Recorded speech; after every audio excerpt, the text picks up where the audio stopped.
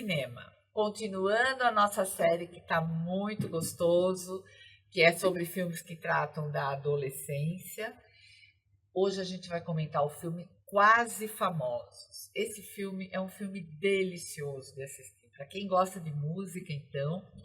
E eu estou aqui com os nossos convidados. Rafael, obrigada mais uma vez. Ô, Fátima, poxa, eu que agradeço o convite, a sua companhia, as nossas convidadas aqui também com muito a acrescentar. E é sempre muito bom falar de cinema, né? Muito bom.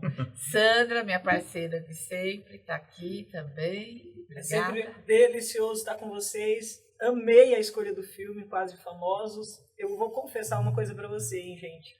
Sou apaixonada por rock, então é uma delícia. Quem não é fã de... Quem não é, né? Legal. E a Patrícia Macieira, que está participando dessa série, psicanalista, e está aqui ajudando a gente a desvendar aí a cabeça dos personagens. Obrigada, Fátima, pelo convite, né? E para mim também é muito gostoso poder participar com vocês, não é, de discutir sobre adolescentes pela vertente da psicanálise, né? É muito mais gostoso do dia. Verdade, muito bom. Esse filme, Quase Famosos, ele aborda assim a relação que os adolescentes, os jovens têm com o ídolo, aquela coisa de ter um ídolo, de seguir um ídolo, né? E ele conta a história de um personagem real, o Cameron Crowe, que é um menino que escrevia sobre rock, daí ele começa a mandar artigo para as revistas, ele chega a escrever para Rolling Stones, e ele se torna um jornalista, e aí ele acaba entrando numa turnê de uma banda, que ele vai seguir pelos Estados Unidos acompanhando essa turnê. Esse menino é um menino típico americano, assim, ele tem uma mãe muito controladora, muito cuidadosa, né? E ele viaja com aquela banda envolto naquela época, principalmente, né? Que tinha muita droga, né? No meio do rock and roll, muita bebida, o sexo demais. Mas é muito interessante, vocês vão ver que ele consegue conviver com tudo isso, mas sem entrar nessa coisa, né? Os princípios dele são mais fortes aí, né? E para quem gosta de música, o filme é delicioso, porque a trilha sonora dele é fantástica, né? Rafael, fala aí um pouco pra gente desse filme. Eu gosto muito desse filme e é curioso, né? Até um tempo atrás a gente estava, alguns colegas, né, cinéfilos também conversando na internet e tal, e eu lembro que tem um amigo meu que não é daqui, do Sul, e ele falou mal desse filme. Ele falou assim, porque naquela época não era como o filme mostra, né? Porque naquela época era muito mais maluco as coisas, tal, e principalmente em relação ao protagonista, que você falou que não se mistura, né? Mas eu pensei, né? Eu não falei pra ele na hora, mas eu fiquei com aquilo na cabeça me martelando, né? Será que o filme ele é mesmo fiel à época? Mas aí me coloquei uma outra pergunta. Esse filme é uma comédia. Sim. Ele é uma comédia, ele precisa ser. Ele pode, ele pode. Exato. Aliás, é o que filmes fazem, né? Exatamente. As artes, no geral, diretor, né? ele quis passar aquela mensagem, necessariamente não é. Eu acho que não é um documentário. Exato. Eu acho que se você for a esse filme querendo ver um retrato fiel do que foi os anos 60, 70, da época da era das drogas, do rock, talvez não seja um retrato. Mas ele é considerado como um filme semi-autobiográfico, não é? Ele é porque o Cameron Crowe também é jornalista, depois se tornou cineasta, tem um cara que gosta muito de música, que escreveu sobre música, tem livros escritos sobre cinema, então assim, aquele menino, ele não assume isso, né? O Cameron Crowe não assume, mas ele é, sim, um alter ego do diretor, né? Muito claramente ali. Tanto é que tem aquela cena do encontro com o crítico, que é interpretado pelo Philip Seymour Hoffman. Que tá fantástico. Lester Bangs, sempre, né? O nome do crítico, né? E aquilo aconteceu com o Cameron Crowe mesmo. Ele tinha um crítico que ele amava, que escrevia, acho que numa revista, na Rolling Stones. E um dia foi encontrar aquele cara, o cara deu um monte de dica. Então, assim, ele trouxe muita coisa da realidade, assim como o Bertolucci trouxe no filme que a gente comentou anteriormente. Ele traz muita coisa real ali.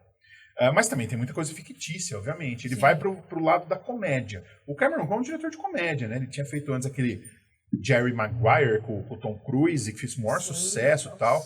Esse eu acho que talvez seja o melhor filme da carreira dele, o Quase Famosos. Então, assim, eu acho que é um filme que você tem que entrar nele pelo viés da comédia. Você tá vendo um filme que ele não quer te dar um retrato fidedigno do que foi aquilo. Né? É muito mais passando pelo filtro de um olho, de um olhar, de uma coisa que de novo a gente volta na questão da nostalgia. Ser de como ele viu. De como ele viu. Como ele viu. É um menino nerd que tá vivendo aquele momento e vendo um monte de maluquice e que se apaixona por uma groupie, né? Por uma menina que tá seguindo a banda. Que é uma menina maluquinha, né? Digamos assim, né? Livre, aquele momento ali. Mas eu acho também, apesar de ter esse viés cômico, eu acho ele muito sincero em alguns momentos. Sim. Né? Essa questão do diálogo com a geração passada, que é representada pela mãe, a mãe dura, rígida, mas que ao mesmo tempo não quer proibir ele de viver aquilo. Sim, é isso que eu acho legal. Ela é muito rígida, mas ela deixa ele viver aquilo. Ela sabe que aquilo se permite, né? É a coisa que o garoto mais ama. Ela vai impedir de ter aquela oportunidade. Meu, ele não foi na formatura dele pra estar com aquela banda. Assim, e ela era professora. Né? E tem uma coisa que eu adoro nesse filme que eu nunca esqueço, que no começo do filme é um outro ator que interpreta ele, o menininho, né?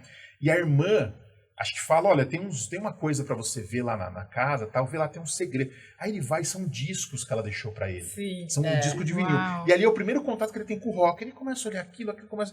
Aí ele pega um disco e coloca pra ouvir. E o Cameron Crowe fez uma coisa mágica ali, eu acho, porque quando começa a tocar música, é uma música chamada Sparks, se eu não tô enganado. Ele põe a câmera em cima do disco e tudo roda.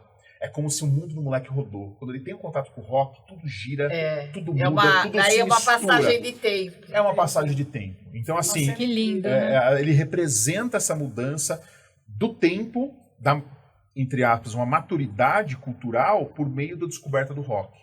Né? E aí tudo faz sentido, né? Aí você entendeu o personagem. Genial. O rock mudou a vida desse moleque, né? E aí ele vai ter que fazer isso. E a banda que ele conhece, aquela banda Stillwater, é uma banda fictícia, é uma banda que não existiu na época, só que o Cameron Crowe, quando ele escreveu o roteiro, ele se inspirou em várias bandas. Ele foi pegando características do estilo musical, de bandas, inclusive na trilha sonora, que eu adoro a trilha desse filme. Várias das bandas que ele usou de inspiração para os shorts estão lá.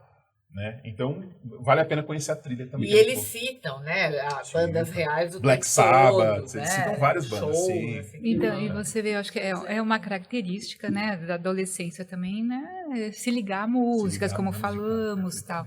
E assim, é uma saída também, se a gente for pensar, né, numa saída no sentido assim que você pode escolher como a escrita pode ser através das músicas, por exemplo, uma boa saída para uma adolescência, por exemplo, que poderia estar entrando, né, numa questão aí de ter outra via, né? Porque a gente está dizendo de experimentações novamente, e esse jovem, ele pode ter um leque de coisas a experimentar, que podem também ser fornecidas ou negadas pela família, pelo entorno, né? Então a música pode ser uma saída saudável para questões emocionais conflituosas, problemáticas também, essa né? coisa da saída cabe muito bem mesmo. Não, e tem uma outra discussão que a Patrícia pode ajudar a gente a fazer aqui também, Fátima, que eu acho que é muito interessante, que é uma mãe solo, né? Exatamente. Não tem a figura do pai na casa. O pai morreu, né? O pai morreu. Então, assim, a mãe abraçou ali os dois filhos, só que ela não pôde segurar eles por muito tempo.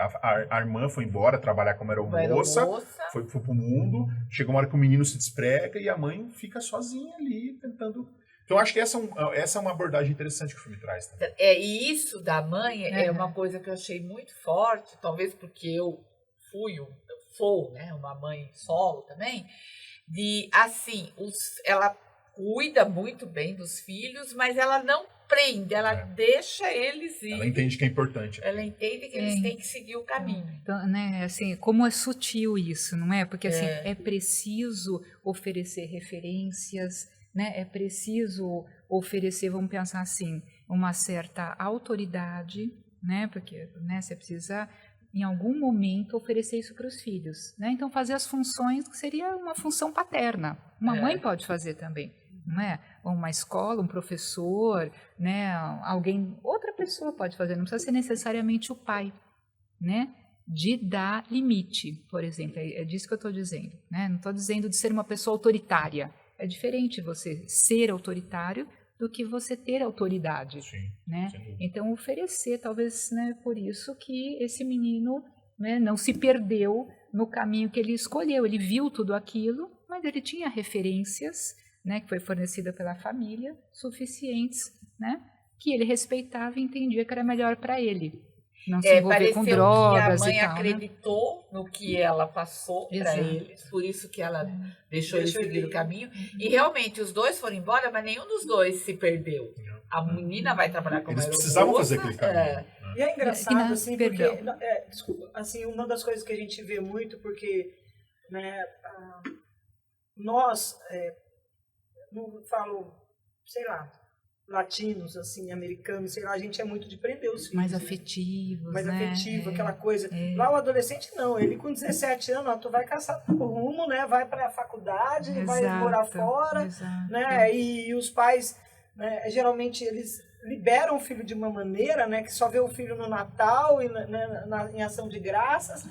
Então eu ficava, sempre isso me chocou muito, sabe? O fato dessa, vamos dizer, frieza, né, da família. E você vê, e no fim, né, tem afetividade Tem também, afetividade, né? É só com uma certeza. questão cultural diferente da nossa, né? Mas assim, é importante, porque a gente também quer que os nossos filhos saiam, não é? A gente também quer que os nossos filhos cresçam. Mas não se percam. Não né? é? Exato, né? E como é possível? É possível fazer esse trabalho, né?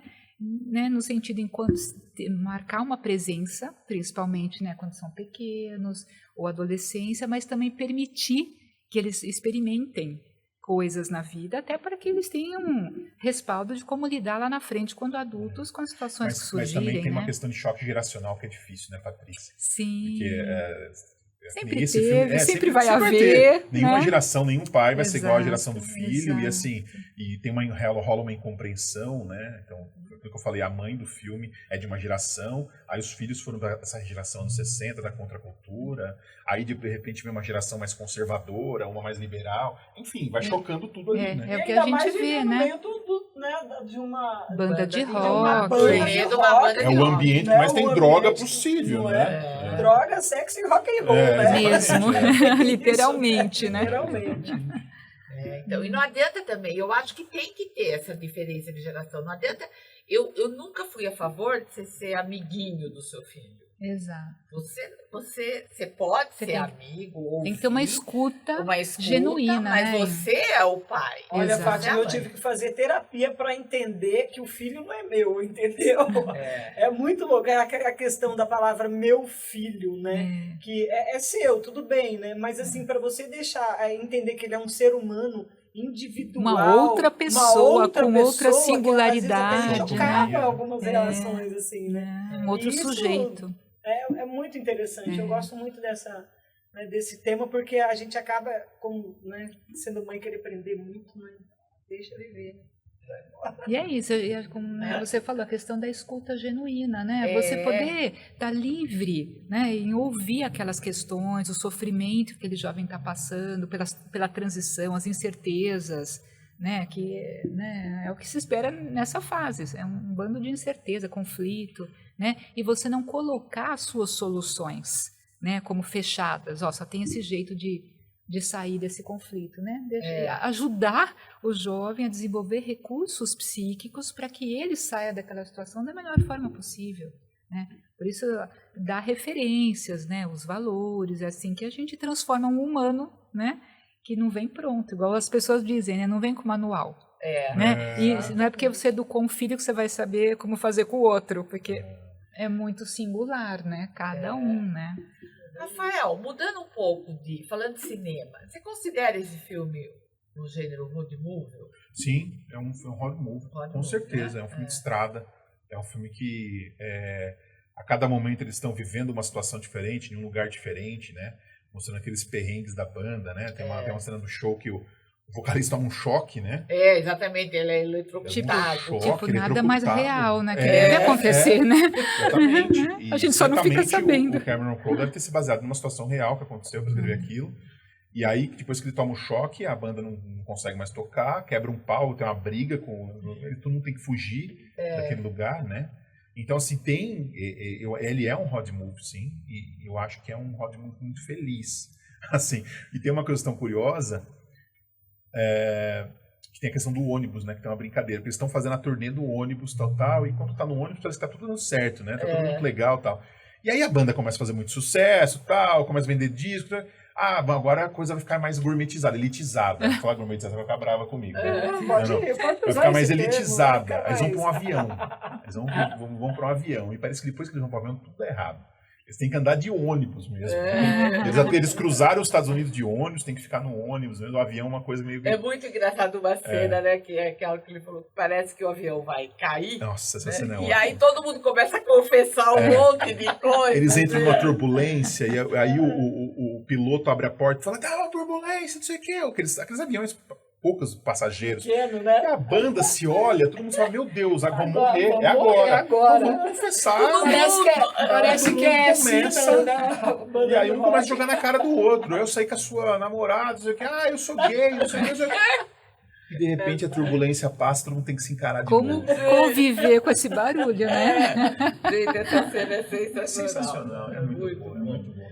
E aí, Sandra, o que você descobriu aí, falando em gourmetizar? Vou falar uma coisa pra vocês. Vocês nunca vão adivinhar qual é o prato preferido dos roqueiros.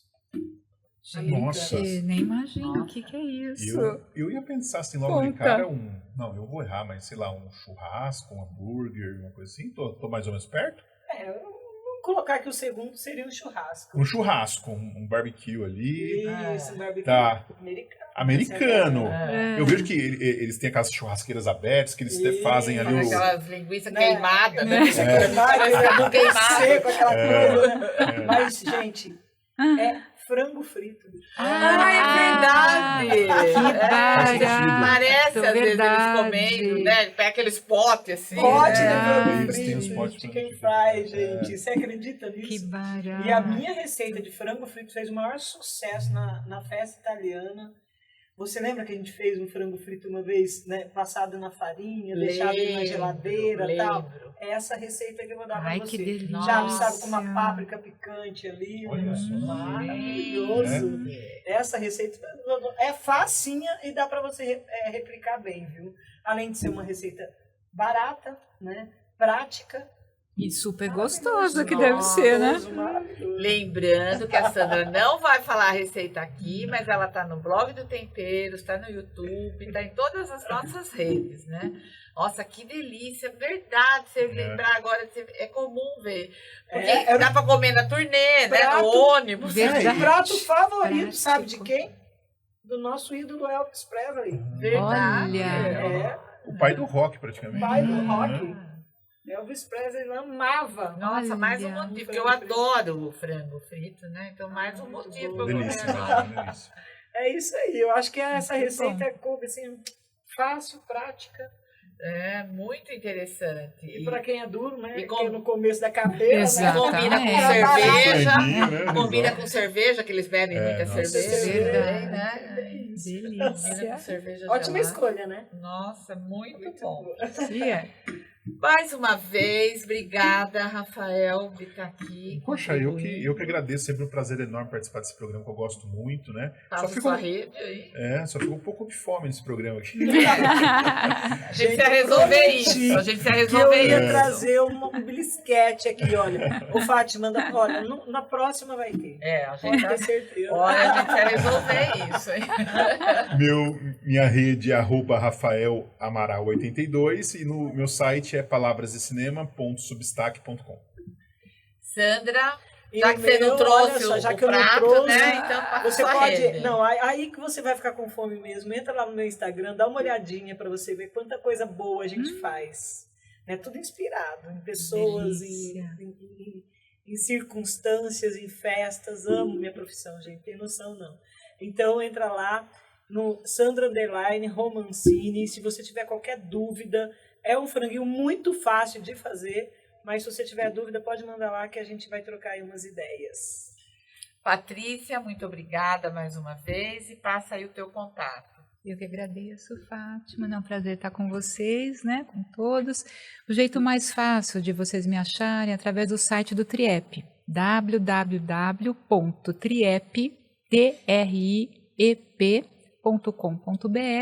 Procura lá nos membros Tem meu mini currículo, meu e-mail, meu telefone de WhatsApp, e lá também vocês encontram 3 artigos sobre adolescência, tá bom? Então, siga nossas redes, acompanhe no YouTube, no nosso Instagram, no Spotify. E até a próxima semana com o último episódio dessa série. Muito obrigada.